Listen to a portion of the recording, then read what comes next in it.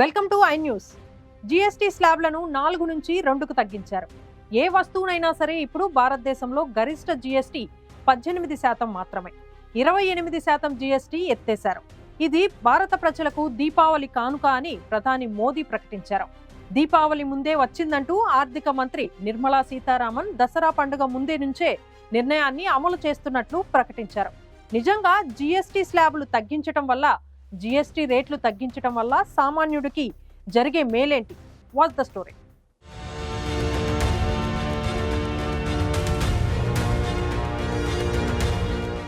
ఢిల్లీలో జరిగిన GST council సమావేశం అత్యంత కీలక నిర్ణయం తీసుకుంది. అంతకుముందు నరేంద్ర మోదీ తన 15 ఆగస్టు సందేశంలోనే జీఎస్టీ తగ్గింపు గురించి తీపి కబురు చెప్పారు. దేశంలో గతంలో 5, 12, 18, 28% కూడిన జీఎస్టీ అమలయ్యేది. ఇప్పుడు 12, 28 స్లాబ్లను ఎత్తేశారు.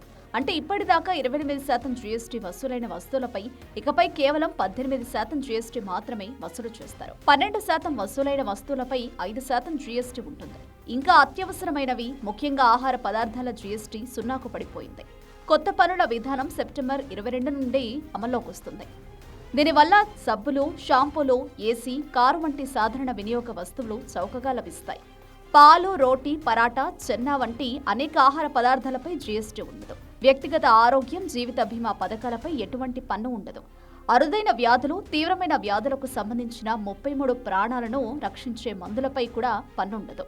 అయితే లగ్జరీ వస్తువులు, ప్రాణహాని కలిగించే వస్తువులపై జీఎస్టీ బాగా పెరిగింది. లగ్జరీ వస్తువులు, పొగాకుపై జీఎస్టీ 28%కి బదులుగా 40% వసూలు చేస్తారు. ఐపీఎల్ మ్యాచ్ చూడడం కూడా లగ్జరీ కిందకే వస్తుందని ప్రకటించిన ప్రభుత్వం దాని ధరపై 40% జీఎస్టీ విధించింది. మీడియం మరియు పెద్ద కార్లు, 350cc కంటే ఎక్కువ ఇంజన్లు కలిగిన మోటార్ సైకిళ్లు లగ్జరీ కిందకొస్తాయి. కొత్త స్లాబులు నవరాత్రి మొదటి రోజు అంటే సెప్టెంబర్ 22 నుండి అమల్లోకి వస్తాయని ఆర్థిక మంత్రి తెలిపారు. అయితే పొగాకు ఉత్పత్తులపై కొత్త 40% జీఎస్టీ రేటు ఇంకా వర్తించదు. ఈ మార్పుల లక్ష్యం సామాన్యులకు ఉపశమనం కలిగించడం, చిన్న వ్యాపారులకు మద్దతివ్వడం, పొగాకు వంటి హానికరమైన ఉత్పత్తులను నిరుత్సాహపరచడం లక్ష్యాలుగా కనిపిస్తున్నాయి. హోటల్ గదులు బుకింగ్పై జీఎస్టీ 12% నుండి 5%కి తగ్గించారు.